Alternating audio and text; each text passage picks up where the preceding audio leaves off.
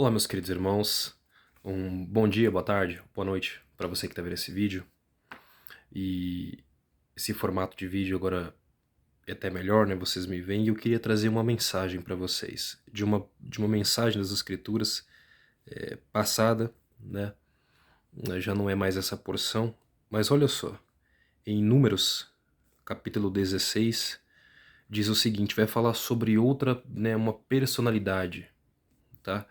E, e é o mesmo espírito de encantamento que leva essas pessoas a seduzir uma massa em nome de um aparente altruísmo, de uma aparente intenção boa, tá? Como que funciona? São personalidades que aparecem nas escrituras e Deus ele quer nos ensinar por meio desse comportamento como que inicia-se uma rebelião. São pessoas que, assim, eles já receberam um cargo elevado, eles são extremamente abençoados, foram escolhidos por Deus para estarem sobre a congregação, receberam extrema honra, porém, eles querem mais. Eles não aceitam uma liderança na cabeça deles, eles não aceitam que tem alguém acima dele e que foi Deus que escolheu. Então, quando você vê esse cenário, tá? Quando você vê esse comportamento de pessoas que não aceitam a lei, essa rebelião traz alguns fatores que agora eu vou falar para você que poucos veem. Olha só, Números 16 diz o seguinte, eu estou lendo na Torá, tá? Nesta Torá,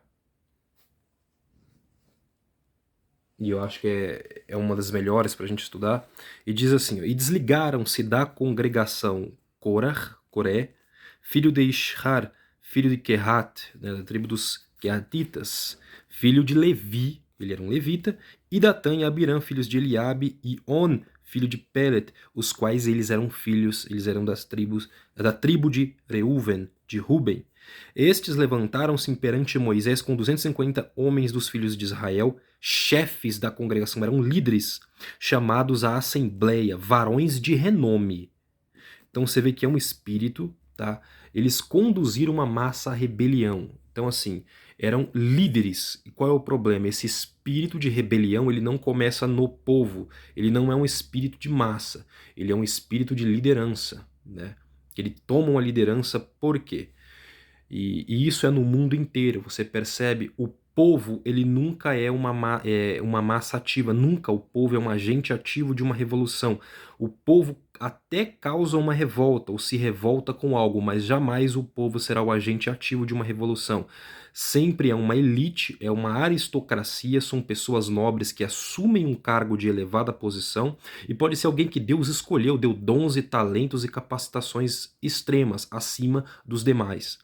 Só que esta pessoa, se ela não se mantiver na sua posição, este espírito entra e ele, por já ter uma posição aristocrática, já ter uma posição elevada, está acima do povo, ser reconhecida. A Bíblia diz, eram varões de renome. Significa que eles eram renomados, eram reconhecidos, era um nome que já era consolidado e o povo os tinha com extremo respeito. Por isso que o que eles falavam já era muito aceito pelo povo. Entendeu? Então não eram qualquer homens, né? Coré, Datã, Abirã e os 250 homens que se rebelaram com eles não eram qualquer pessoas, eram pessoas que o povo já tinha em alta estima. E aí que esse espírito atua. O espírito não entra, um espírito de sedução, um espírito de rebelião, de feitiçaria, que é o de encantamento, ele nunca vai pegar alguém do povo. Ele pega alguém com dons e talentos para estar no topo. É uma aristocracia, seja no reino, na política, na qualquer outra posição, em qualquer outro lugar. Então vamos lá. E olha só. E congregaram-se a Moisés, contra Moisés e contra Arão. E disseram-lhe, bastai-vos, pois toda a congregação, todos eles são santos, e entre eles se acha o Eterno. E por que vos elevais sobre a congregação do Eterno? Olha que coisa. É aquele pensamento. Você vê isso, é uma pessoa que assim, olha, se todos nós fomos escolhidos, por que vocês estão acima da gente? Sabe qual é o problema de Coré? O que Korah pensava? Que Moisés, aquelas leis que ele recebeu no Sinai, não foi que Deus deu ali para ele, ele inventou aquilo para dominar o povo. Ou seja, ele não é escolhido por Deus. Ele é um impostor, ele é um farsante. Você tem noção do grau de maldade e perversidade desse homem? Ou seja, não foi Deus que te escolheu, você que inventou isso para subjugar o povo. Pessoas que se esquecem dos atos miraculosos que Deus fez, que Deus abriu o mar para eles, Deus destruiu o Império Egípcio, o império mais poderoso da época, depois abriu o mar, proveu maná para eles comer no deserto, carne para eles comer no deserto, livrava eles de doença, curava, eles venciam todas as batalhas que enfrentava com os povos no deserto que queriam atingi-los. E aí eles falavam: não, você se levantou por ordem própria, você inventou essas leis aí, Deus não escolheu você acima de nós. E eles estão, por isso que mostra que a rebelião não é contra Moisés e Arão. Por mais que eles quisessem a posição dos dois, eles começaram então a questionar por que Deus escolheu, por que Deus quis assim. Então Deus errou. Então, quando você confronta dessa forma, você confronta não a pessoa que está na posição, você confronta a Deus, porque Deus o colocou ali, entendeu? E Korah surge nisso.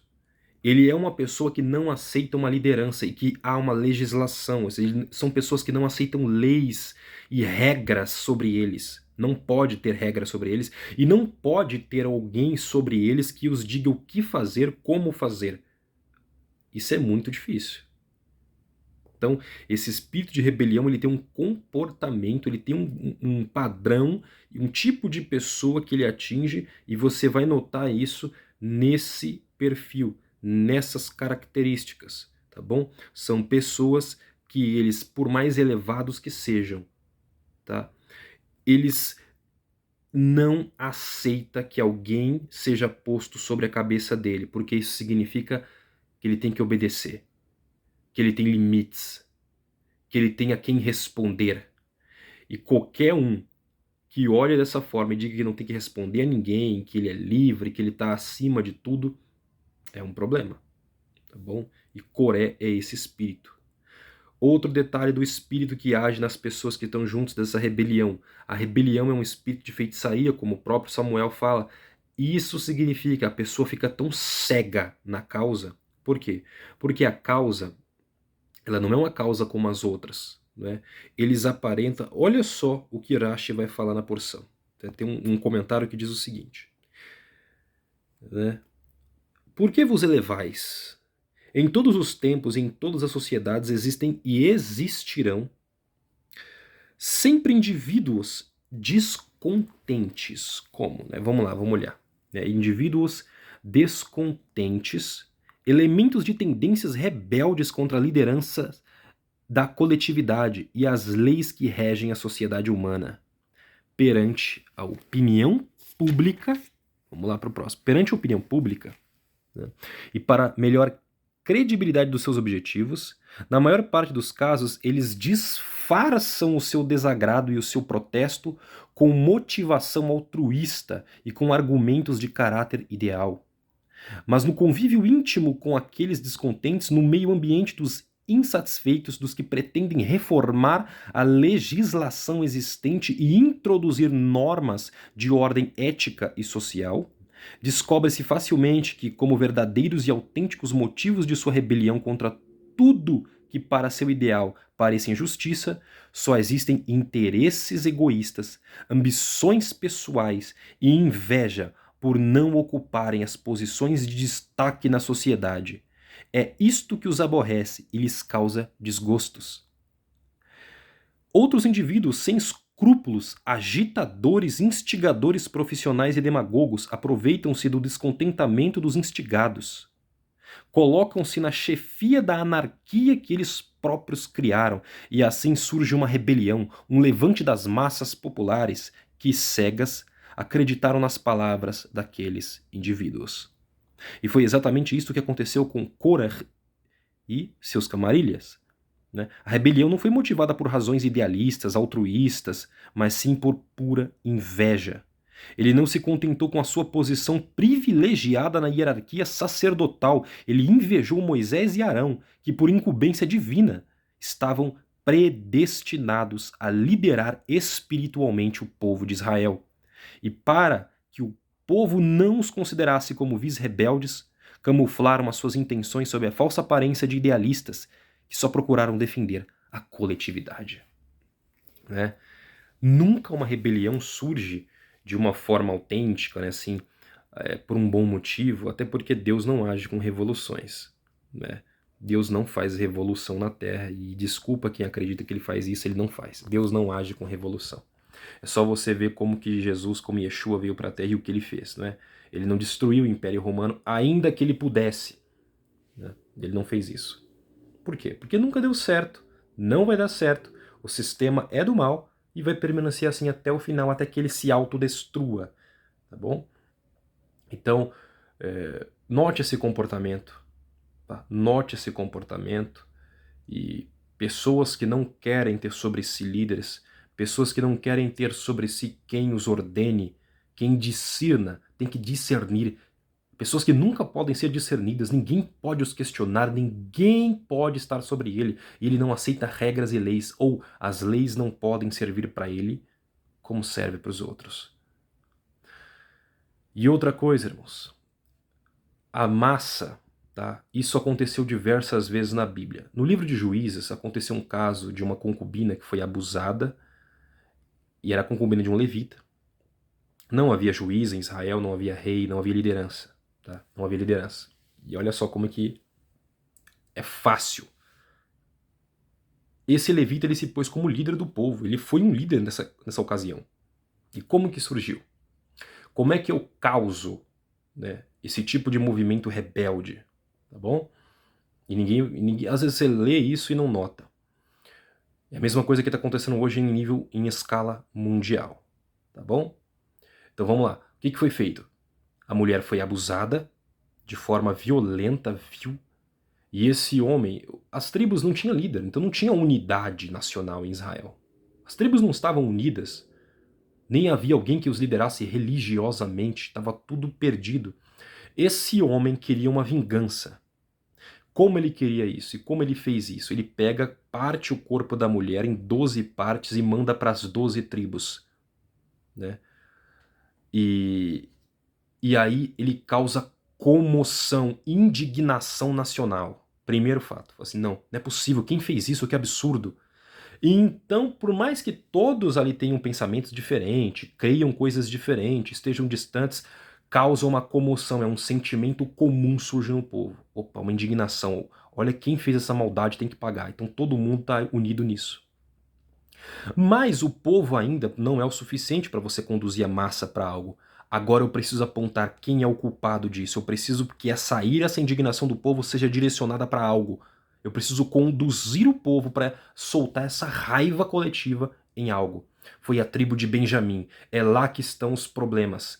Os homens que fizeram isso com a minha concubina estão lá. Pronto, eu uni todas as outras tribos, 11 tribos, e coloquei contra um. Eu criei neles um sentimento de indignação, uma raiva, eu plantei neles um sentimento de ira, de indignação, com algo muito cruel, porque abusar de uma mulher e fazer aquilo tudo é algo que qualquer época causa uma indignação absurda. Eu já causei, mas agora eu preciso falar, ó, os homens que fizeram isso estão na tribo de Benjamim, temos que ir para lá. Pronto, direcionei a raiva do povo para um lugar. Agora nós temos o problema. Vamos para lá. E toda a ira é jogada naquele lugar. E quando chega lá para pedir os homens, a tribo fala: não, não vamos entregar, não vai entregar. E aí, essa liderança desse levita é movida e aqueles líderes de cada tribo pensam: poxa, nós não podemos deixar isso impune. Isso não vai ficar assim. Esses homens fizeram o que fizeram e essa tribo está cobertando este crime grave, esse pecado gravíssimo. Então é o seguinte: nós vamos fazer com que eles entreguem esses homens, ou vai ser por bem ou por mal, ou vamos subjugar essa tribo e eles vão pagar caro por isso. E é assim que surge. Por isso que os relatos que você recebe, as formas que você recebe, tudo deve ser levado a Deus em oração. Por quê? Porque o espírito do antimessias já está operando, tá? E A forma de unir o mundo é causar um problema de ordem comum, e depois que eu causar a indignação, ou o medo, ou a raiva, ou os problemas de ordem comum, então eu vou falar o quê? Agora eu sei qual é o culpado desse problema e direciono a raiva para aquele lugar. E um líder geralmente faz isso, tá bom?